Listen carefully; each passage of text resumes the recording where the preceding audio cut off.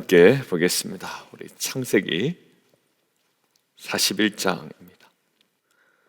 우리 17절부터 36절 말씀입니다.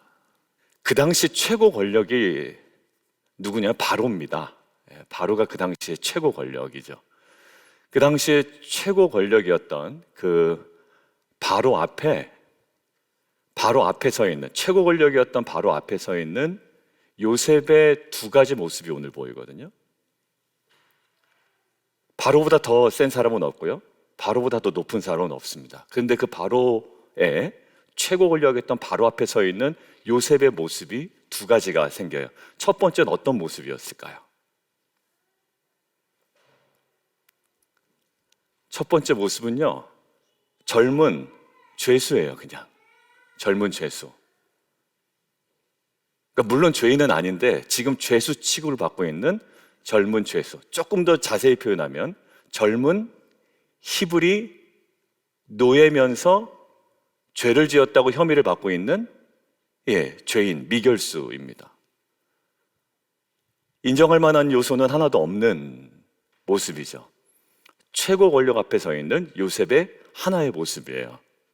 자, 그런데 또 다른 모습이 오늘 등장합니다. 어떤 등장인가요? 국가의 위기를 미리 예견하고 그에 따른 해결책을 제시하는 유능한 리더의 모습이 지금 오늘 또 다른 최고 권력 앞에 서 있는 요셉의 모습이에요. 자, 그 두 가지의 모습이 오늘 우리가 좀 묵상해 볼 포인트입니다. 저는 이 부분을 묵상하는데 한 장면이 떠올랐어요. 마태복음 27장이거든요. 마태복음 27장 한번 보시죠. 마태복음 27장. 자, 오늘 중요한 포인트 하나 말씀드렸습니다. 어떤 포인트라고요? 최고 권력이었던 바로 앞에 서 있는 요셉의 모습이 두 가지가 있단 말이에요. 하나는 쉽게 얘기하면 형편없는 모습이고, 하나는 국가의 위기를 예견하고 그에 따른 해결책까지 제시하는 유능한 젊은 리더의 모습이에요. 하나는 형편없는 모습, 하나는 정말 귀하고 능력 있는 모습이죠. 다시 반복합니다. 최고 권력이었던 바로 앞에 서 있는 요셉의 전혀 상반된 모습이었어요. 자, 그런데 마태복음 27장 한번 보실까요? 이것들을 묵상하고 있는데 마태복음 27장에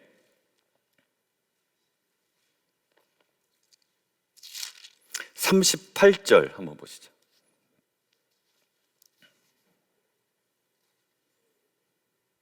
강도 둘과 누가 십자가에 매달려 계십니까? 예수님이 십자가에 매달려 계시죠. 자, 그런데 그때 지나가는 자들이 머리를 절레절레 흔듭니다. 여러분들, 이것은 이 사람들이 예수의 어떤 모습을 보고 절레절레 흔들까요? 아까 최고 권력했던 바로 앞에 있는 형편없는 요셉의 모습과 상응하는 모습이죠. 하나님의 저주받아가지고 십자가에 매달려 있는데 절레절레 흔듭니다. 성전을 헐고 사흘에 짓는다고 얘기했던 놈, 하나님의 아들이거든 뭐하라고? 자기를 구원해서 십자가에서 한번 내려와 봐라. 이게 뭡니까? 가능하다고 생각하는 거예요? 아니요, 가능하지 않다고 생각하는 거죠. 지금 아까 최고 권력이었던 바로 앞에 서 있는 요셉의 상반된 모습이 있다고 그랬습니다. 하나는 정말 형편없는 모습이지만 그거는 전혀 어울리지 않는 국가의 위기를 예견하고 그 다음에 해결책까지 제시하는 젊은 리더의 모습이거든요. 어울리지 않는 모습이라고요. 근데 지금 십자가에 매달려 계신 예수를 향해서 지나가는 사람들 뭐래? 절레절레 흔들면서 내려와 봐라 라고 합니다. 근데 그들의 대사에 오늘 바로 앞에 선 요셉의 상반된 모습이 고스란히 담겨져 있는 부분이 묵상이 되더라고요. 자, 뒤에 한번 읽어보겠습니다. 그와 같이 누구도, 대제사장들도, 그죠? 최고 권력이죠? 그 당시에 서기관들과 최고 권력 주변에 있는 사람들입니다. 장로들과 함께 어떻게 희롱하여 이르되, 뭐라고 얘기합니까? 같이 한번 읽어보겠습니다. 시작. 그가 남은 구원하였으되 자기는 구원할 수 없도다. 예, 거기에 그가 남은 구원하였으되 자기는 구원할 수 없도다라는 거예요. 여러분들 이 부분이 묵상이 되었습니다. 그가 남은 구원하였으되 자기는 구원할 수 없도다. 두 가지 완전 상반된 모습입니다. 뭐는 한다고요? 남은 구원한다고 떠드는데, 근데 지금 우리가 볼 때는 너 지금 어떤 형편이다? 지 앞가름도 제대로 못하는 형편이다 라는 거예요. 이게 예수님이 받으셨던 수모인데요, 사실 이 땅을 살아가는 성도들이 가끔은 받는, 그리고 때로는 받아야만 하는 수모의 하나의 중요한 내용 중에 하나더라고요. 그리고 지금 오늘 창세기 본문에 있는 요셉이 당하고 있는 모습이기도 해요. 왜? 요셉은 사실 세상 앞에 까놓고 보면 아무것도 드러낼 수가 없는 사람이에요. 그의 신분, 히브리 노예죠. 나이는 경륜이 있나요? 젊죠. 그다음에 지금 단순히 노예가 아니라 뭐죠? 예, 죄를 지었다고 혐의를 받고 있는 미결수입니다. 아니요, 오히려 미결수가 아니라 기결수였을 가능성도 있어요. 너 죄 졌다 라고 판단받은 자일 수도 있어요. 누가 그 사람 얘기를 듣겠습니까? 거꾸로 생각해 볼까요? 우리는요, 우리 말이 먹히지 않는다고 생각이 들 때 다 여건을 어디다 둡니까? 내가 못 배워서 그래, 그래서 무시하는 거야, 이런 생각에 빠질 때가 있고요. 사실 이제 교회 공동체 안에서도 못 배워서 그래, 없어서 그래, 이런 어떤 어떻게 보면 본질적이지 않은 생각이 우리를 갑자기 괴롭힐 때가 있어요. 평소에는 들지 않다가 갑자기 그게 막 부담이 될 때가 있습니다. 그다음에 내가 젊어서 그러나, 너무 어리게 보나, 뭐 이런 마음도 들 때가 있고요. 그 다음에 이제 우리가 이제 자녀와 관련돼서 의기소침할 때가 있습니다. 실제적으로 어떤 일이 있냐면요, 우리 교회 교사를 외부에서 데려옵니까? 내부에서 교사를 세웁니까? 내부에서 세우잖아요. 그럼 다 아는 사람들이 교사를 한단 말입니다. 자, 보세요. 제 자녀가 이제 우리 교회 학생부에 있어요, 유스그룹에. 그럼 교사를 어느 분이 하실 거 아니에요. 근데 부모가 보지 못하는 것을 누군 보냐면 교사는 봐요. 그게. 그러고 나서 이제 교사가 실망을 하는 거예요. 왜냐하면, 야, 목사님 딸인데, 진짜 그렇다는 거 아니에요. 목사님 딸인데, 안수 집사님 딸인데, 장로님 딸인데 형편없네, 이런 게 드는 거예요. 실제로 그런 얘기를 합니다. 막 안 하면 좀 제일 좀 성숙할 텐데 또 한단 말이에요. 근데 하는 게 또 들린단 말이에요. 그럼 그게 또 부인할 수도 없거든. 내가 또 자녀에 대해서 딱 확증할 수는 없었는데 그게 또 그렇구나 얘가, 이렇게 되면 어떤 마음이 되면 딱 의기소침해요, 부모 입장에선. 그러니까 걔가 공부를 못해서도 아니야, 사실. 뭐 얼굴이 못생겼어도 아니야. 이게 교회에서 그 바이블 스터디 시간에 하는 행동이나 여러 가지 면에서 이게 내가 자녀 교육을 꼭 못 시킨 것 같단 말이에요. 그렇다고 부모가 못 시켰냐? 아니, 열심히 막 가르쳤단 말이에요. 물론 이제 우리가 피스메이커 하면서 방식의 문제다라는 거 우리가 얘기했잖아요. 물론 방식에 있어서 서투를 수가 있죠. 근데 이제 마음은 그렇지 않은데 자녀가 그래요. 그럼 어떤 마음이 들까요? 자녀 앞가림도 못하면서 내가 무슨 교회 사역을 해? 이런 마음이 또 들 때가 있단 말이에요. 내가 남편 단속도 못하고 가정에 맨날 뭐 이런 문제나 생기는데, 내 기도 제목은 맨날 가정 안의 문제 때문에 기도 제목인데 내가 무슨 교회 뭐 하나 되는 사역을 하고 교회를 섬기는 사역을 해? 막 이런 마음이 들 때가 있잖아. 뭘까요? 형편없는 나의 모습과 하나님께서 나를 통하여 일하시려고 하는 게 너무 괴리감이 느낄 때가 우리가 사실 많아요. 그리고 내 안의 괴리감은 문제가 아니에요. 세상이 그렇게 얘기한다니까요. 뭐라고? 저가 남은 구원한다고 막 떠들면서 3년 동안 다녔는데 정작 자기는 구원하지 못하는구나, 저거 봐라, 그래서 절레절레 흔들면서 한다고요.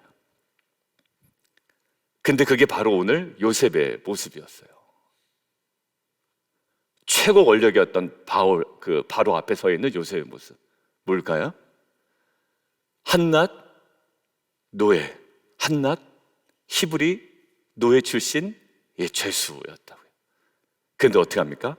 오늘 이 자가 그 현실을 다 깨고 그의 소득 수준과 자녀 상태와 어떤 그 나이의 많고 적음과 학력과 상관없이 뭐 합니까? 온전히 국가의 위기를 딱 정확하게 예견하고 어떻게 해요? 해결책까지 제시하더란 말이에요. 예수님께서 어떻게 하죠? 흠모할 만한 것이 없었습니다. 사실 사역할 때 형편없었다고요. 마지막에는 누구 앞에? 대제사장 앞에, 아까 누구 앞에? 서기관 앞에, 장로들 앞에. 그들이 그렇게 생각하면 끝난 거 아닙니까? 인생? 여러분들 최고 권력이 그렇게 생각하면, 국가로부터 그렇게 인정받으면 끝난 인생 아닌가요? 그런데 십자가의 능력은 대단하죠. 형편없는 인생이라고 고개를 절레절레 흔들었던 그 예수 그리스도의 십자가의 가장 참혹한 모습에서 뭐가 나타나요? 정말로 이들이 얘기한 것처럼 그거와는 전혀 상반된 온 인류를 구원하는 놀라운 역사가 벌어집니다. 여러분들, 우리가 왜 이 사역을 감당할까요? 형편없는 모습이 남보다 덜해서가 아니라는 거예요. 요셉이 그걸로 따지면 감당이 안 되는 거거든요. 왜 그럴까요? 오늘 바로가 뭐라고 하냐면, 점술가에게 내가 다 이야기했는데 그들이 어떻게 이거를 전혀 해석하지 못해내는 거예요. 해석이 안 되니 뭐가 안 됩니까? 해결도 안 되는 거죠.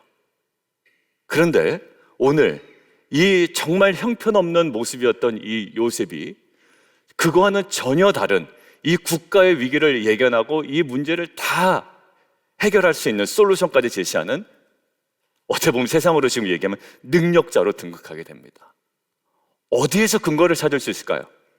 사실 지금 요셉의 현실적, 가시적으로 보이는 삶에 있어서는 어디 하나 찾아볼 수 없는 거예요. 마치 우리 같아. 지금 이 빛과 소금교회를 감당할 수 있는 능력을 도대체 저의 어떤 모습을 찾아볼 수가 있을까요? 눈으로 보일 때는 전혀 찾아볼 수가 없는 것이고, 여러분들의 가정을 꾸려나갈 가장으로서의 우리 남성들, 뭘로, 그래, 우리 남편은 이 정도 되니까 그래도 할만해. 그럴 만한 남편이 어디 있어요? 옆에서 보면 항상 약점투성이고 연약함투성이고, 밖에 가서는 막 대단한 것처럼 보이지만 사실 집에서는 아무것도 아니고, 이런 게 사실 우리의 실존인데, 거기에 하나님께서는 어떻게 해요? 거기에 딱 매이지 않도록 누구를 통해서? 요셉의 삶을 통해서 오늘 우리에게 도전하시고, 요셉의 삶은 우리에게 도전되지 않을지라도 가장 궁극적인 모델이 되는 분인데 바로 예수 그리스도. 저가 남은 구원하였은데 자기는 구원하지 못하는 꼬라지를 봐라, 약간 이런 거 아닙니까? 근데 결국 그 말도 안 되는 그 삶을 통하여 하나님은 십자가의 그 능력과 구원의 은혜를 우리 가운데 베풀어 주셨습니다. 우리가 제일 거기에 빠지는 게 그 부분이에요. 지금 현재 형편없는 모습, 그게 아주 확연히 드러난 것이 아닐지라도 막연히 드는 나의 마음의 불안감이 있거든요. 왜? 여기서부터 선한 것이 나겠냐? 나사렛에서 선한 것이 나겠냐? 근데 나사렛 선한 것이 낫습니까? 낫죠. 이게 항상 세상의 사고방식이거든요. 야, 나사렛에서 선한 것이 나겠냐? 야, 요셉이 그 죄수가 그것들을 뭐 구분이나 하겠냐? 세상 말로 똥오줌이나 가리겠냐? 약간 이런 거예요. 자기 앞가림도 못하고 지금 이렇게 죄수로 잡혔는데 뭐나 하겠어? 라고 하는 거예요. 그게 우리가 항상 맞는 도전이고요, 세상이 우리를 향하여 강하게 던지는 메시지입니다. 저가 남은 구원하였으되 자기는 구원하지 못한다. 근데 오늘 보십시오. 이것이 가능하게 된 요인이 어제 본문과 연관이 되어 있어요. 요셉이 고생을 많이 했더니 이것이 그 고생의 경험치가 쌓여서 해결된 게 아니라 뭘까요? 우리에게 중요한 건 고생이 쌓이고 고생을 경험하는 것. 세상은 그렇게 얘기하거든요. 고생을 많이 겪어서 사람이 참 성숙해졌다. 전혀 그렇지 않으신 분들도 많다니까요. 오히려 고생을 경험할수록 그것 때문에 사람이 강팍해지는 분도 굉장히 많습니다. 그죠? 옆에서 보면 저분은 고생을 너무 해가지고 사람의 마음이 쪼그라들고 너무 곤두서 있는 경우도 있거든요, 사실. 근데 똑같은 더 힘든 고생일지라도 그분은 뭐예요? 고생 가운데 요셉처럼 뭘까? 하나님을 경험하니까. 그러니까 저희는 고생의 경험치가 높아지는 것보다 더 중요한 건 어제 메시지 뭐였습니까? 하나님을 경험하는 거예요. 책도 많이 나오잖아요. 하나님을 경험하는 삶. 아무리 고생 많이 해도요, 달고 달아도 하나님 경험하지 못하면 오히려 삐뚤어 나갑니다. 요새 삐뚤어 나갈 여자가 너무 많은 사람이었어요. 왜? 형들에게 버림받았지? 그리고 억울하게 옥에 갇혔지? 정말 요새 말로 나 삐뚤어 나갈 테다, 이 마음 딱 잡기에 딱 좋은 상황이거든요. 근데 요셉에게 변하지 아니하고 우리가 안심할 만한 메시지가 있었어요. 뭐랄까요? 여호와께서 요셉과 함께 하셨다라는 거예요. 그러니까 지금 정리합니다. 오늘 바로라는 세상의 최고 권력 앞에 선 요셉의 상반된 모습이에요. 히브리 노예 출신, 지금 기결수 혹은 미결수예요. 아무도 신뢰하지 않을 거예요, 그 사람의 이야기. 그런데 오히려 국가의 위기를 예견하고 해결책까지 제시하는 놀라운 일이 벌어집니다. 이 상반된 입장이 세상 앞에 서 있는 요셉의 전혀 상반된 모습이 사실 세상 앞에 서 있는 저와 여러분의 모습이라고요. 그리고 종교 최고 권력 앞에 서 있는 예수님의 모습이었어요. 어느 것이 진짜입니까? 전자입니까? 후자입니까? 후자였다고요. 근데 그 전자를 극복하고 후자로 가기 위해서 우리가 놓치지 말아야 될 게 있어요. 그게 바로 하나님을 경험하는 거예요. 말씀을 경험하는 거예요. 2주 전에 기억나셨죠? 두려움을 이기는 능력, 두 번째 메시지가 뭐였습니까? 그 인생에 뭐가 있으면? 말씀이 있으면, 하나님을 경험하면 이겨냅니다. 요셉과 마리아 기억나시잖아요. 벌벌 떨리는 일이 인생에 벌어진 거예요. 변명으로도 안 돼. 내가 성령으로 잉태했다니까 누가 믿어요? 형편없는 모습이라고 낙인 찍히기 딱 좋은 모습이죠. 그런데 실상은 뭐였습니까? 하나님의 언약을 성취하는 통로가 되잖아요. 그게 바로 세상 앞에 선 마리아의 모습이고요, 세상 앞에 선 우리의 모습이에요. 근데 이 형편없는 자기의 모습을 극복할 수 있는 마리아에게 능력이 뭐 있다고요? 두려움을 이기는 능력이? 말씀이었죠. 하나님을 경험하는 거예요. 하나님 경험하지 않으면 매사에 두렵고 매사에 전전긍긍하게 됩니다. 근데 최근에, 이틀 전에 제가 새벽에 나눴나요? 어느 순간에 그게 딱 클릭이 된 거예요. 내가 원하는 그림은 아니어도 내가 하나님을 신뢰하고 믿고 나아간다면, 하나님께서 원하시는 대로 내가 순종하기만 한다면, 물론 순종하지도 않는데 하나님 행하실지는 않겠지만 하나님 행하실 거 아니에요. 가정이든지 공동체든지. 그리고 최근에 관계 때문에 좀 힘들어하고, 내가 뭐 이게 사이에 좀 그런가라고 의기소침해 있는 분들에게도 결국 뭘까요? 하나님께서 결국 그 하나님을 경험을 통해 일하신다고요. 저는요, 그 하나님을 풍성히 경험하는 저와 여러분 되었으면 좋겠습니다.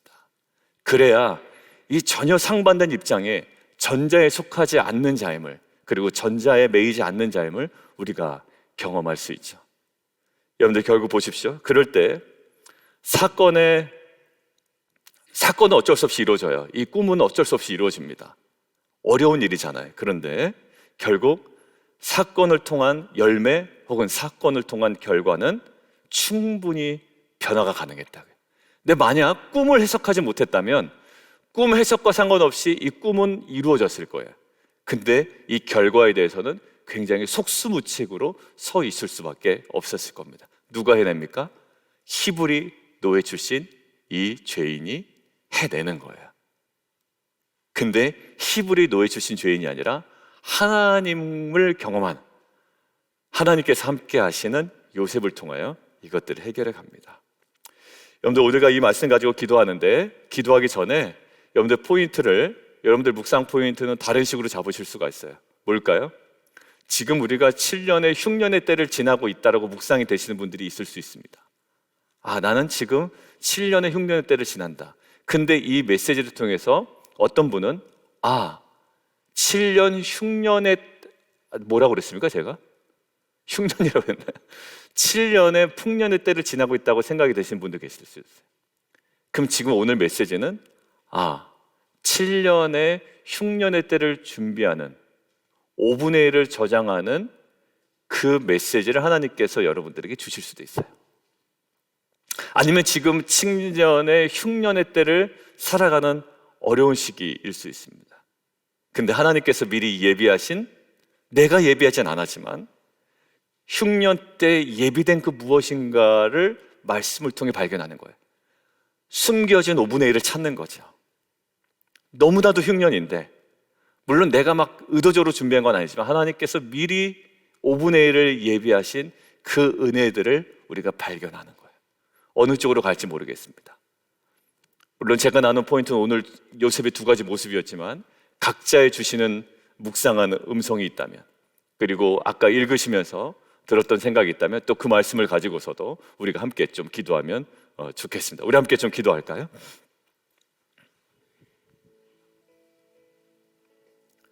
오늘 하나님께서 주시는